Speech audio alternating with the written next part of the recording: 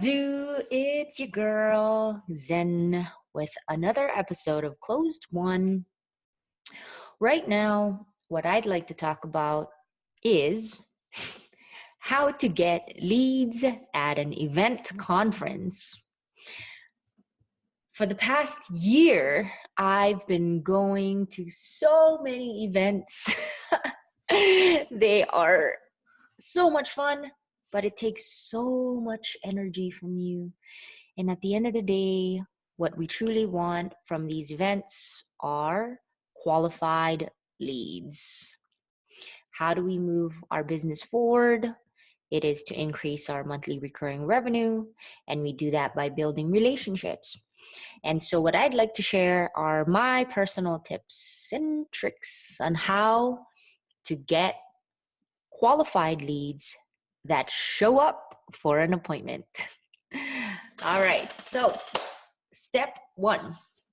Whenever you go through these conferences, it's so high energy, and you're trying to pop out, and you're waiting in line, and you got Mark Benioff. He's talking to everyone. Or let's say you're at an investor conference and you're trying to get a hold of an investor, and they're like surrounded by all of the other folks trying to get something from them. My number one tip is to wait patiently. Just wait and, take notes. I mean, chances are you could talk to someone else next to that investor. Everyone's going to have cotton mouth because we're talking so much. So always have 2 water bottles, one for yourself and one for the person that you'd like to talk to. I'm a big believer of just constantly helping, be creative with how you help people and really genuinely want to help them. Don't just switch and bait, I just want to click and bait you. No, really do a warm handoff if you need to. And so here's the tip number 1 is when you can see someone's getting tired and they're on back-to-back conversations and they're just constantly you can tell when someone does no longer wants to talk to another person. They'll start to turn their body away. What is it called? Have social acuity. Watch these little messages, body messages.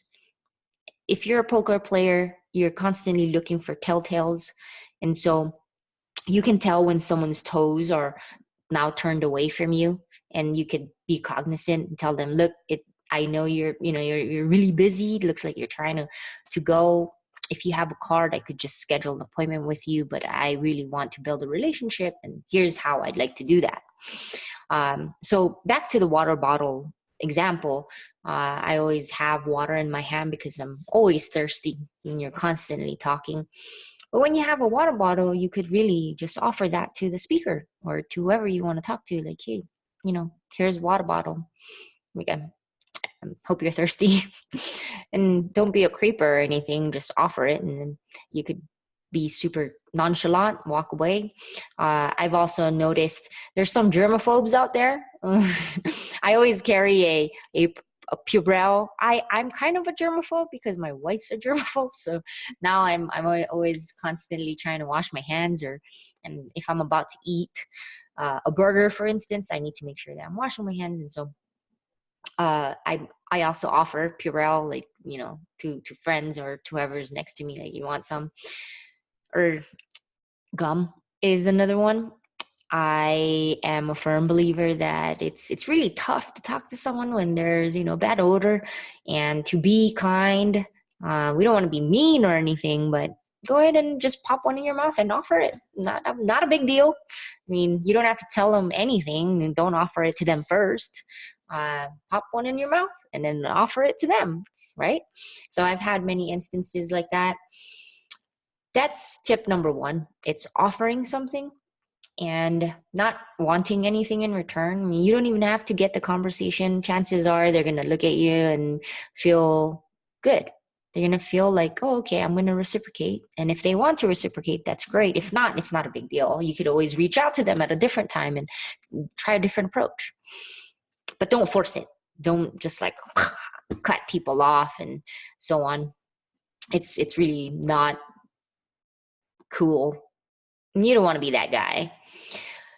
Tip number 2 is warm handoffs. I love warm handoffs. I think it's courteous. So I've been doing this lately and it's been getting pretty good responses. And whenever we have our events and demo days and all of the investors are surrounded by other founders and co-founders after we've exchanged our cards and politely, told each other, okay, we're going to go ahead and schedule a meeting. I'll have my friend or my co-founder colleague that I can introduce. And I just say, John, meet Craig, like, and then just hand them off and politely walk away. Enjoy. So very simple stuff. That is my tip number 2. And finally, tip number 3 is to follow up right there, like that day, not even the next day. Do it that day. A lot of people, I believe, salespeople, co-founders, if you have a business and you are following up with the different leads, it's very important that you are seen as a reliable person, because to gain that trust, they need to feel like, this person has integrity, or this person is so reliable. They reached out to me like so quick. And that's what you want to do, is reach out via LinkedIn, just say, hey, it was great to meet you. You're so impressive. You really are. Thank you so much for the comment, and thanks for connecting. I'd like to take you here and share with you on how Close One is going to disrupt the market, things like that. But if you don't follow up and it's like a day later or 3 days later, I've noticed, actually, not even noticed, I can put together a study. Give me a month or so. I'll put together a study and show you that the later you wait, time kills deals. So it's the same thing with responses and memory. People have bad memory. That's what calendars are for. Post-its are for. So reach out to them as quickly as possible so that you're top of mind. You're priming them like advertising, except you're a human being. All right, cool. Those are my 3 tips. Again, tip number 1 is to just offer something. Be like, hey, you hungry? Let's go eat. Or, here's water. If it looks like they're looking for a pen, they're about to write somewhere, just go offer your pen. Tip number 2 is a warm handoff. Be courteous. Introduce the next person so that, it's a nice, not an abrupt walk away. And number 3 is to follow up that day. Go ahead and just respond and simply say, hey, it was nice to meet you. Let's schedule a call.